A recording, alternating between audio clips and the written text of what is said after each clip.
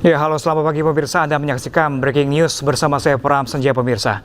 Pemirsa, hari ini polisi menangkap Fauziah Tiasuma atau Dr. Tifa dan Roy Suryo. Keduanya langsung dibawa ke Polda Metro Jaya.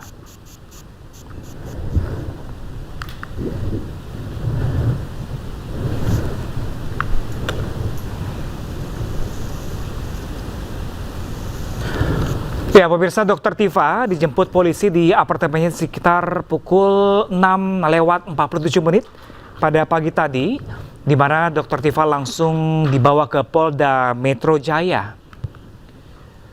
Kuasa hukum Dr. Tifa menyayangkan penangkapan ini lantaran kliennya selama ini kooperatif dan selalu hadir dalam undangan pemeriksaan.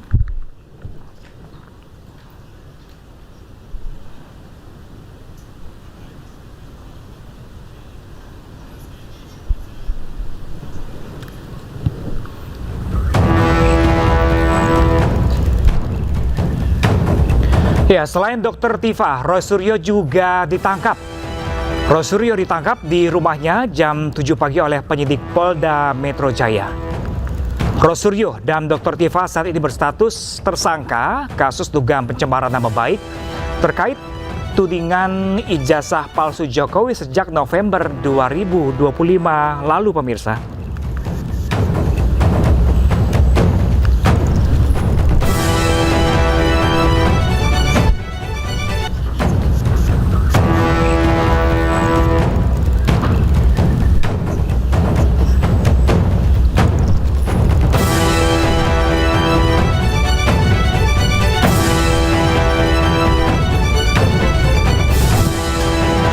Ya, pemirsa, hari ini pemirsa, Jumat 19 Juni, sekitar pukul 7 pagi pemirsa, Roy Suryo dan juga Dr. Tifa ditangkap oleh Polda Metro Jaya.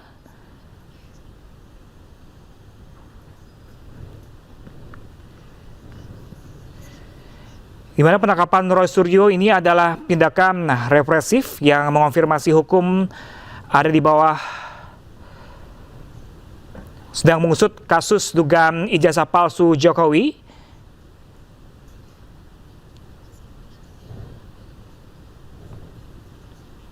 Dan pemirsa, untuk informasi lebih lanjutnya pemirsa, kami telah terhubung dengan kuasa hukum dari Roy Suryo dan juga Dr. Tifa. Pemirsa, ada Refli Harun di sambungan Zoom. Selamat pagi, Pak Refli. Ya, selamat pagi. Ada kabar yang cukup mengejutkan pagi hari ini, Dr. Tifa dan juga Roy Suryo ditahan. Bagaimana tanggapannya? Ya, tentu kami protes sekeras-kerasnya ya. Kalau kita bicara mengenai hak subjektif penyidik untuk menangkap, maka kita akan mengatakan secara subjektif sesungguhnya tidak ada alasan untuk menangkap baik Dr. Tifa maupun Mas Roy, karena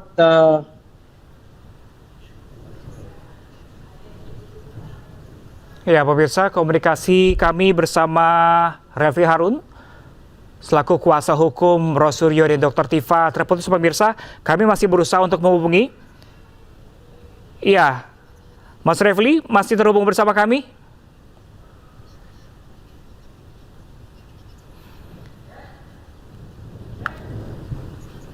Ya, pemirsa, informasi kami dapatkan pagi hari ini pemirsa bahwa polisi telah menangkap Fauziah Tiasuma atau Dr. Tifa dan juga Roy Suryo, di mana keduanya ini langsung dibawa ke Polda Metro Jaya pemirsa. Disebutkan bahwa Dr. Tifa, ya pemirsa, kembali kami telah terhubung dengan Refli Harun selaku kuasa hukum dari Roy Suryo dan Dr. Tifa. Pak Refli telah terhubung bersama kami masih? Iya, saya mohon maaf nih karena telepon banyak masuk jadi mati-mati ya. Iya, tapi baik. nanti kalaupun Kami maklumi. Iya. Bisa Jadi dilanjutkan. kami protes keras-kerasnya atas penangkapan ini yang menurut kami sangat semena-mena ya. Karena walaupun ini adalah hak subjektif untuk menangkap, menahan, tetapi kan sesungguhnya kan tidak ada alasan yang benar-benar bisa dipertanggungjawabkan untuk penangkapan ini. Misalnya bahwa klien kami ini baik Dr. Tifa maupun Roy Suryo itu kan sudah menjalani wajib lapor hampir 30 kali. Jadi tidak ada alasan kalau misalnya mereka dianggap akan melarikan diri misalnya, atau menghilangkan barang bukti, berupaya ya. Berupaya itu kan sudah diperbaiki sekarang istilahnya. Berupaya menghilangkan barang bukti karena semua barang bukti ada di penyidik dan mungkin sudah dilimpahkan kepada kejaksaan, dan juga alasan-alasan lainnya misalnya yang bisa disematkan kepada beliau berdua bahwa beliau pantas untuk dilakukan penangkapan. Itu satu. Yang kedua, ini kan kasus yang terkait dengan, kalau dalam pidana itu mala in prohibita, sesuatu yang dilarang saja, bukan kejahatan seperti korupsi, penjamretan, pembunuhan dan lain sebagainya.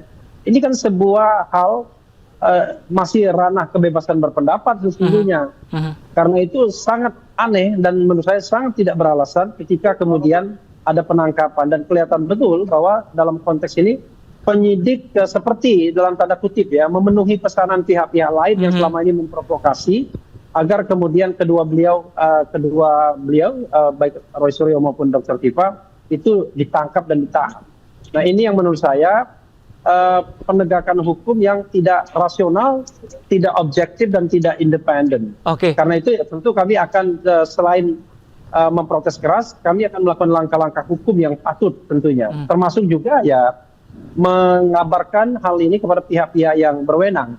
Saya sudah SMS, sudah me-WhatsApp Ketua Komisi 3 DPR misalnya untuk pay attention soal ini. Karena ini adalah wilayah penegakan hukum dan wilayah DPR, wilayah Komisi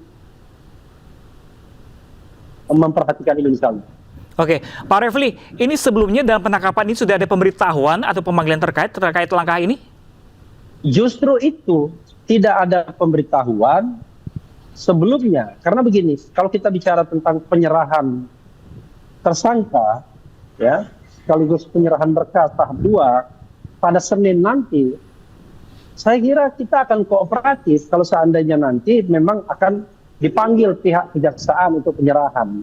Kita sudah berencana bahwa kalau seandainya nanti ada undangan untuk penyerahan tersebut, kita akan datang. Dan tidak ada alasan untuk menangkap begitu. Apalagi ini kan soal penyerahan. Bayangkan ini Jumat, Sabtu, Minggu. Ini kan kelihatan betul memenuhi aspirasi pihak-pihak lain agar kemudian terjadi penangkapan dan kemudian nanti berharap bahwa akan ada penangkapan pula ada penahanan pula di kejaksaan. Padahal saya katakan tidak ada hal-hal yang objektif dan subjektif untuk melakukan penangkapan dan penahanan. Itu. Apalagi sebentar lagi diserahkan ini ke kejaksaan, baik berkas barang bukti maupun tersangkanya begitu. Oke, Pak Refli, kalau misalnya ini menyebut kliennya kan kooperatif dan selama ini juga menjalani wajib lapor, ini kalau menurut Anda sendiri penangkapan ini tetap dilakukan, ini kenapa? Ya tadi saya katakan, jadi tidak lagi melakukan penegakan hukum, tetapi memenuhi pesanan pihak-pihak lain. Ini kita duga begitu, karena itu kita protes keras. Sekarang saya tanyakan, kenapa seseorang harus ditangkap dan ditahan misalnya? Kalau misalnya apa yang dilakukan itu adalah tindak pidana yang malah in prohibita, bukan sesuatu yang dari sononya kejahatan seperti katakanlah korupsi, pembunuhan, jambret dan lain sebagainya. Tapi ini adalah sebuah di gray area soal kebebasan menyatakan pendapat baik secara lisan dan tulisan. Nah karena itu kalau misalnya memang mau disidangkan, walaupun kami mengatakan sudah tidak layak lagi kasus ini disidangkan, maka ya silakan digelar persidangan tanpa perlu harus menangkap dan menahan para tersangka. Not necessary, gitu loh. Tidak ada urgensinya untuk menahan dan menangkap kecuali tadi memenuhi pesanan pihak-pihak lain yang anasir-anasir yang selama ini memprovokasi agar ditangkap dan ditahan. Masa penegakan hukum seperti itu? Begitu. Oke, Pak Refli, ini kalau dari sejak penangkapan pagi hari ini tadi ini, apakah sudah ada pihak penjelasan dari pihak kepolisian terkait dasar hukum penangkapan ini? Ya, penjelasannya itu tentu penjelasan yang sifatnya informal. Karena saya sudah bertemu baik Dr. Tifa maupun Mas Roy, ya, masih di dalam di ruangan, dan Dr. Tifa sekarang masih menjalani ujian seminar hasil untuk disertasinya. Coba bayangkan, pagi sudah siap-siap mau pergi untuk ujian, tiba-tiba ditangkap.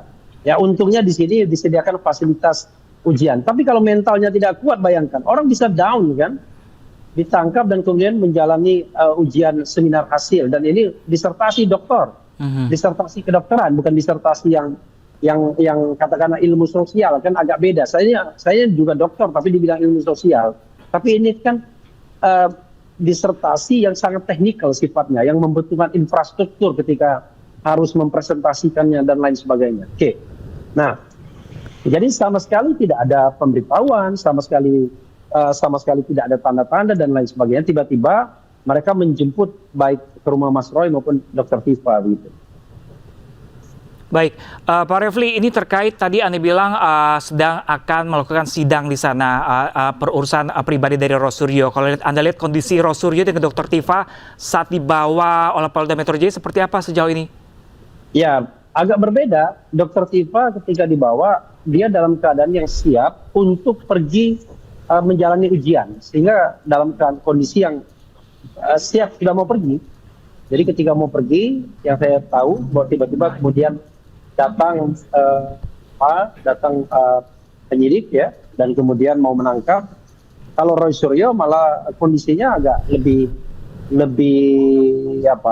tidak beruntung karena dia belum sempat apa-apa, untungnya masih sholat subuh gitu, kemudian belum berpakaian secara layak, dan bahkan tadi dikatakan diancam untuk diborgol kalau seandainya tidak kooperatif dan lain sebagainya, padahal yang dilakukan hanyalah ingin berbaju secara layak, ya, mandi pun belum kalau tidak salah tadi, kemudian bersepatu tidak bersendal. Jadi kondisinya sekarang ya Mas Roy ya seperti biasa bersepatu, kemudian celana bahan, kemudian baju kemeja tangan pendek dan tidak pakai jaket, dan kelihatannya juga tidak pakai baju dalaman begitu.